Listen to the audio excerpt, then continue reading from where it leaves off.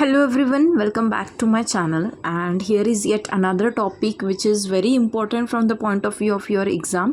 जो परीक्षेमध्ये नेहमी विचारला जातो जो आहे डिफेमेशन. आता डिफेमेशन हा जो प्रश्न आहे तुम्हाला 15 मार्कांसाठी किंवा 10 मार्कांसाठी परीक्षेमध्ये विचारला जातो. डिफेमेशनसाठी आपल्याला जे प्रोव्हिजन्स आहे IPCमध्ये ते सापडतात सेक्शन 499 पासून 502 पर्यंत. सेक्शन्स अतिशय सोपे, त्यामुळे सेक्शन टू सेक्शन जे आहे ते तुम्ही पाठ ठेवा. 499, 500, 501 आणि 502. 499मध्ये डेफिनेशन आहे, 500मध्ये पनिशमेंट आहे, 501मध्ये जो कोणी त्या ठिकाणी एनग्रेव्ह करतो एखादं असं मटेरियल त्या संदर्भात प्रोव्हिजन आहे, आणि 502मध्ये जो कोणी सेल करतो, विक्री करतो अशा मटेरियलचं ज्याच्यामध्ये डिफेमेटरी मॅटर आहे. Okay, so let start. आता बघा, आजच्या दुनियेमध्ये रेप्युटेशन जे आहे, माणसाची जी प्रतिमा आहे, इमेज आहे जी, ती एखाद्या प्रॉपर्टीपेक्षा कमी व्हॅल्युएबल नाही आहे. म्हणजे उलट असं म्हटलं जातं की रेप्युटेशन जी आहे ती तुमच्या असेट्सपेक्षाही जास्त इम्पॉर्टंट आहे. म्हणजे तुमच्या प्रॉपर्टीपेक्षा पण जास्त व्हॅल्युएबल आहे, तिला जास्त व्हॅल्यू आहे. तर रेप्युटेशन, आता राईट टू रेप्युटेशन जो आहे, म्हणजे राईट टू गुड नेम, तुमचं समाजामध्ये एक जे चांगलं नाव असतं, एक चांगली छवी असते, हा जो आहे हा तुमचा फंडामेंटल राईट येतो. राईट टू रेप्युटेशन कसं की आपलं आर्टिकल 21 जे आहे इंडियन कॉन्स्टिट्यूशनमध्ये, ते आपल्याला काय गॅरंटी करतं, राईट टू लाईफ आणि ज्या पर्सनल लिबर्टीज आहे.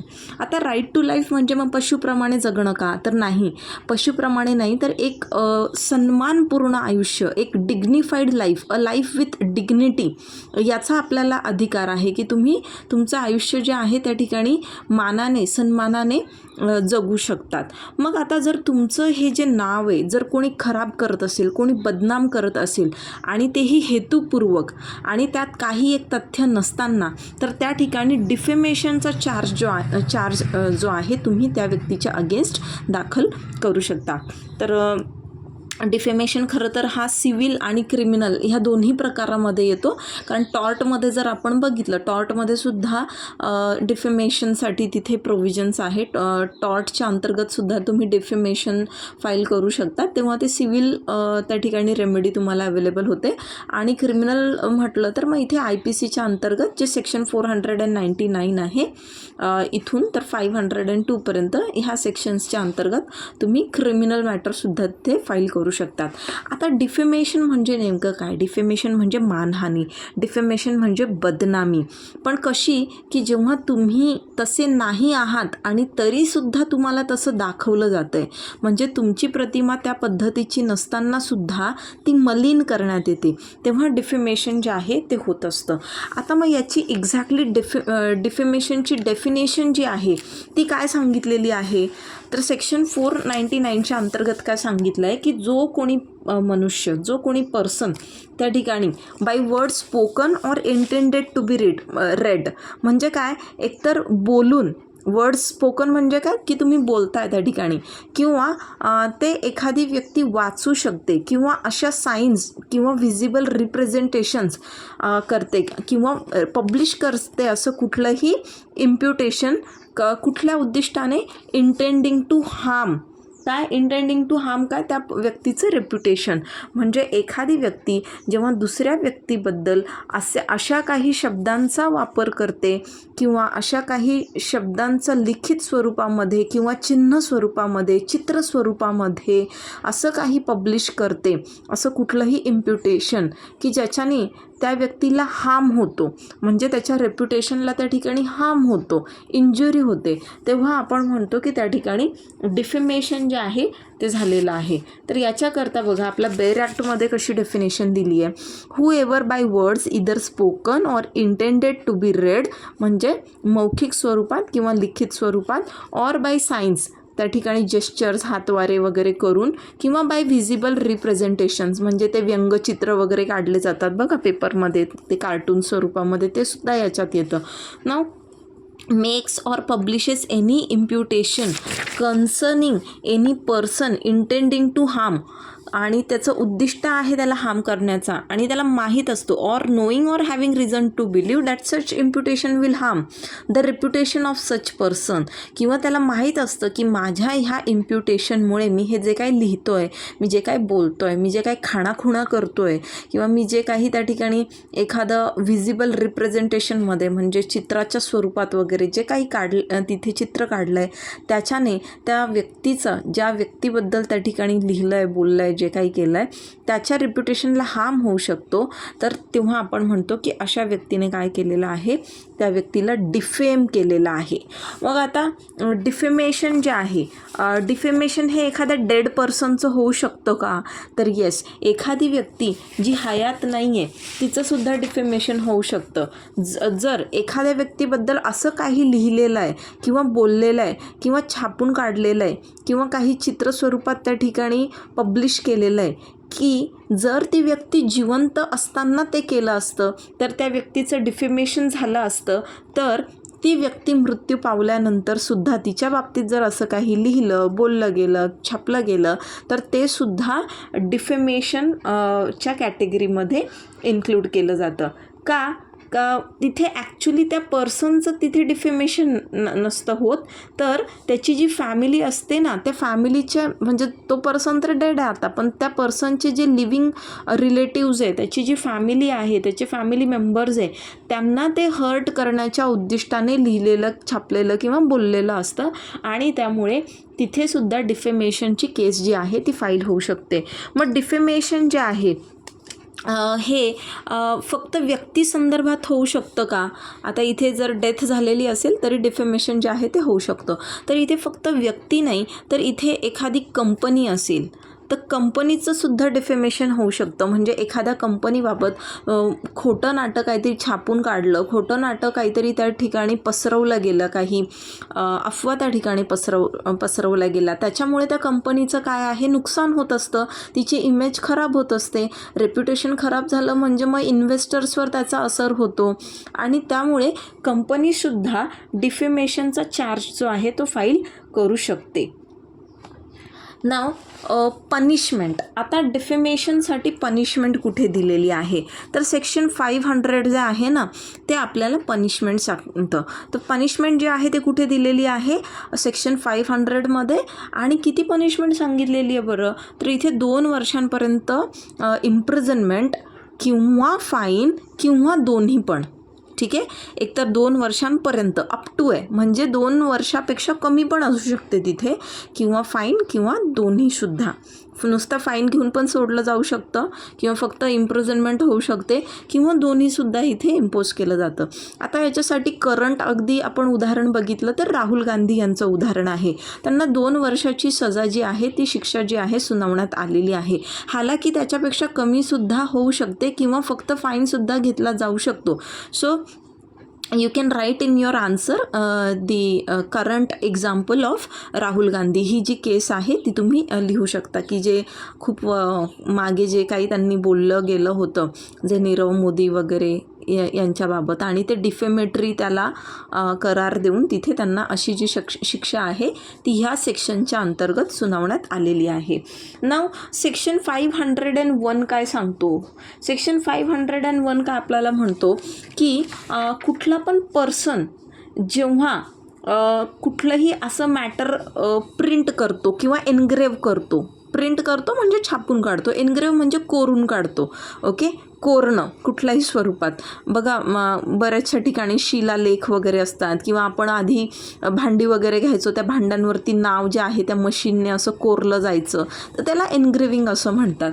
मग असं एनग्रेव्ड मॅटर असेल किंवा प्रिंटेड मॅटर असेल, कोणी पण असं प्रिंटिंग करतं किंवा एनग्रेविंग करतं, कशा मॅटरचं, जे मॅटर डिफेमेटरी आहे, डिफेमेटरी मॅटर येतं आहे, आणि त्याचं तो प्रिंटिंग किंवा एनग्रेविंग करतो आहे, त्याला माहीत आहे की हे मॅटर डिफेमेटरी आहे, याच्यामुळे एखाद्या व्यक्तीची बदनामी होऊ शकते, तरीसुद्धा तो असं करत असेल तर त्यालासुद्धा किती हीच पनिशमेंट आहे, 500 सेक्शन 500च्या अंतर्गत.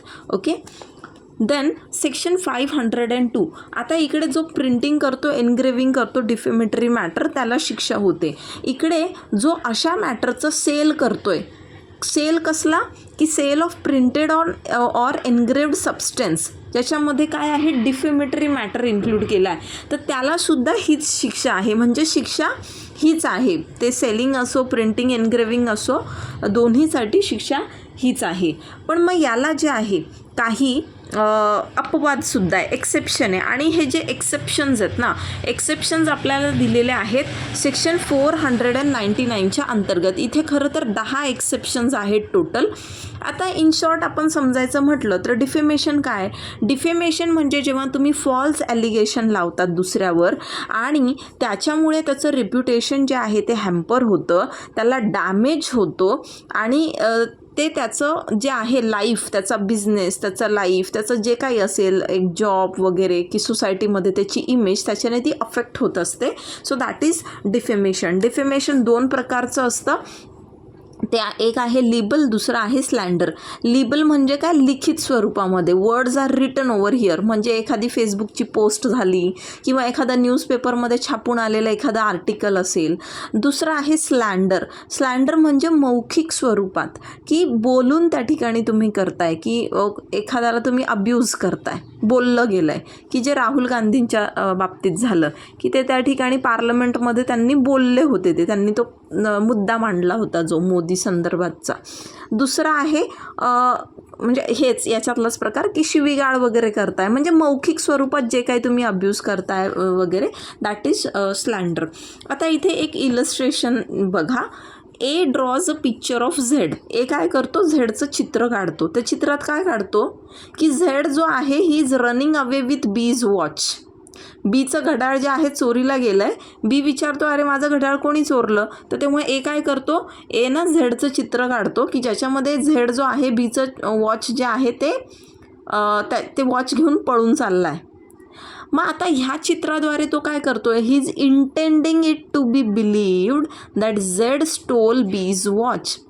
तो असा प्रयत्न करतोय, त्याचं उद्दिष्ट इथं असं आहे की बीला, ज्याचं घड्याळ हरवलं आहे, बीला असं त्या ठिकाणी वाटावं की झेडने त्याचं घड्याळ चोरून नेलेलं आहे. So this is defamation.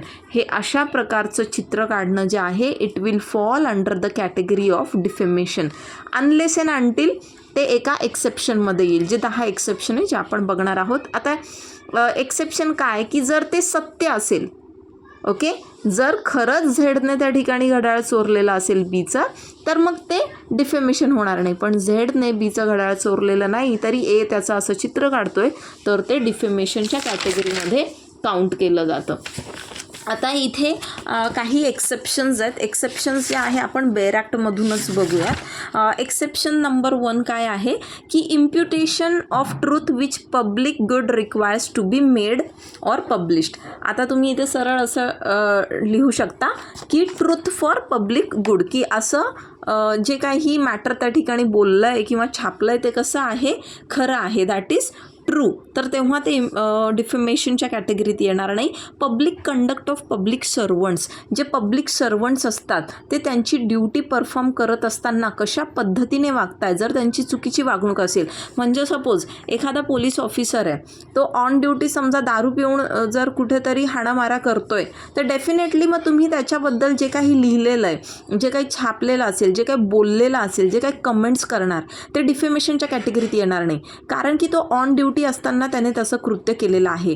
पण जर तो त्या ठिकाणी व्यवस्थित त्याची ड्युटी पार पाडतोय आणि त्याने काही क्रिमिनल्सला त्या ठिकाणी धरलं आहे आणि मग त्यांना मारलोय, तर तो त्याची ड्युटी परफॉर्म करतोय, तिथे यू कॅनॉट कमेंट एनिथिंग. मग थर्ड एक्सेप्शन काय आहे, conduct of any person touching any public question. एखाद्या पब्लिक क्वेश्चनला टच करणारं एखादा क्वेश्चन असेल, म्हणजे एखादा पब्लिक क्वेश्चनला हात घातलेला असेल एखाद्या पर्सनने आणि त्यावरती त्याचं कंडक्ट कसं आहे, ओके, तर ते सुद्धा तिथे जे आहे एक्सेप्शनमध्ये येणार. So next is publication of reports of proceeding of court. कोर्टाच्या ज्या काही प्रोसिडिंग्ज आहे, कारण त्याच्यात सत्यता असते, ते सुद्धा डिफेमेशनच्या कॅटेगरीत येत नाही. Merits of a case decided in court or conduct of witnesses and other concern. तर कोर्टाने डिसाईड केलेलं ज्या काही केसेस असतात त्या केसचं मेरिट किंवा एखादा विटनेस त्या ठिकाणी कोर्टामध्ये कशा पद्धतीने वागला, त्याचं कंडक्ट कसं होतं, त्यावर काय बोललेलं असेल ते सुद्धा इथे एक्सेप्शनमध्ये येतं. पब्लिक परफॉर्मन्स म्हणजे जे आता जेवढे सिंगर आहे, ॲक्टर आहे, यांचा आपण आता सपोज एखादा सिंगर असेल, आता टोनी कक्करच्या गाण्यांना किती क्रिटिसाइज केलं जातं, कारण की एकदा त्याने गायलं की ते पब्लिकच्या म्हणजे जनतेच्या दरबारी असतं, की जनता विल डिसाईड की ते त्यांना आवडतं आहे, नाही आवडत आहे, ते चांगलं आहे, नाही आहे, ते क्रिटिसाइज करण्याचा अधिकार आहे. सो जर त्या ठिकाणी तुम्ही म्हणता की टोनी कक्कर काय भंगार गाणी बनवतो, तर मग तिथे तो डिफेमेशनची केस जी आहे ती फाईल करू शकत नाही. तर तो तुमचं, कारण की that is your taste, whether you are liking his songs or you are not liking. मग next is censure passed in good faith by person having lawful authority over another. तो सेन्सर पास केलेला आहे ज्या लोकांना ती authority आहे. तर for example आपले पेरेंट्स असतात, ते जर आपल्याला त्या ठिकाणी काय बोलतात, किंवा जज आहे, जज त्या ठिकाणी विटनेसच्या कंडक्टवरती गुड फेथमध्ये काही सेन्सर करतो, तर that is also not defamation. हे सगळे जे आहे व्हॉट विश. त्यानंतर accusation. Accusation preferred in good faith to authorized person. जर त्या ठिकाणी गुड फेथमध्ये अक्युजेशन प्रिफर केलेलं असेल तर that is also not defamation. Then imputation जे आहे गुड फेथमध्ये केलेलं असेल स्वतःचं त्या ठिकाणी इंटरेस्ट प्रोटेक्ट करण्यासाठी किंवा दुसऱ्याचा. म्हणजे काय की सपोज एक शॉपकीपर आहे, तो बीला सांगतो, हा बी जो आहे ह्या एचा बिझनेस बघतो, तो काय म्हणतो की झेडला काहीच विकू नको बाबा जोपर्यंत तो पैसे पे करत नाही, कारण I have no opinion on his honesty. तो पैसे देईलच की नाही देईल मला काही त्याची खात्री नाही आहे, तर तू आधी त्याच्याकडनं पैसे घेऊन मगच त्याला माल दे.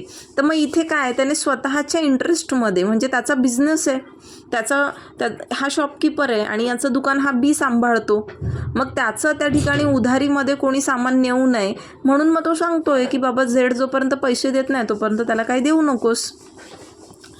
So these were the exceptions होते. काय बोलते यार मी, खूप फंबल होत आहे actually, I am not feeling well at all. Okay, आता याचं नेचर कसं आहे. डिफेमेशन जो आहे नॉन कॉग्निझेबल आहे, म्हणजे विदाऊट त्या ठिकाणी मॅजिस्ट्रेटचे जर ऑर्डर नसेल, मॅजिस्ट्रेटकडनं जर वॉरंट त्या ठिकाणी इश्यू झालेला नसेल, तर पोलीस जे आहे त्या ठिकाणी तुम्हाला अरेस्ट करू शकत नाही डिफेमेशनसाठी. बेलेबल आहे आणि कंपाऊंडेबल आहे, म्हणजे दोन पार्टीजच्या आपापसी सहमतीतून तिथे म्युच्युअल कॉम्प्रोमाइज जे आहे बेसिकली होऊ शकतो. केस बघा याच्यामध्ये, मुकुंद मर्चंट चिटणीस वर्सेस माधुरी मुकुंद चिटणीस. मुकुंद मर्चंट चिटणीस आणि त्याचीच पत्नी माधुरी मुकुंद चिटणीस. इथे हा हजबंड होता. हजबंडने काय केलं की लग्नाच्या पहिल्याच रात्री त्याने त्याच्या वाईफच्या चॅस्टिटीबद्दल, म्हणजे तिच्या चारित्र्यावरती त्याने काय संशय घेतला की तू अशीच आहे तशीच आहे, आणि he tried to mudsling her character. Mudsling म्हणजे काय, मडस्लिंगिंग करणं म्हणजे काय की आपण म्हणतो ना की चारित्र्यावरती शिंतोडे उडवणे. ओके, किचड उच्छालना ज्याला हिंदीत म्हणतं. तर तिचं कॅरेक्टर असॅसिनेशन केलं. मग कोर्टाने इथे म्हटलं की हे जे हजबंडने पहिल्याच रात्री वाईफच्या चेस्टिटीबद्दल त्या ठिकाणी डाऊट घेतला आणि तिच्याबद्दल असं काही त्याने बोललेलं आहे, तिच्यावर असं लांछन लावलेलं आहे, तो इट अमाउंट्स टू डिफेमेशन. इथे कोर्टाने म्हटलं की हे डिफेमेशन झालेलं आहे ह्या केसमध्ये. डिफेमेशनवर तुम्हाला 100% परीक्षेमध्ये प्रश्न विचारलाच जातो, त्यामुळे व्यवस्थित वाचून जा. All the very best.